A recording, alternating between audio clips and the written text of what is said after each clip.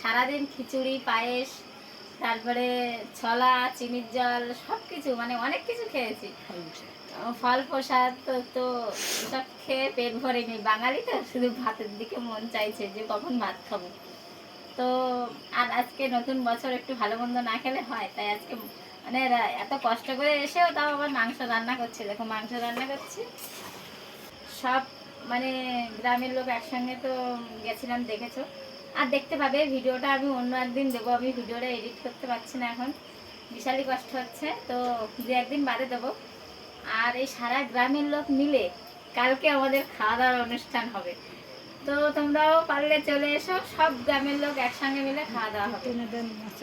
আর এখন রাত্রে মাংস রান্না হচ্ছে, খেয়ে দিয়ে ঘুমাই। মাংস মানে মাংসের গন্ধে পেট ভরে যাচ্ছে। সারাটা দিন শুধু খিচুড়ি আর মিষ্টি অন্ন এই খেয়ে দিনটা গেছে, আর এখন মাংস দিয়ে ভাত খেয়ে ঘুমাবো। তো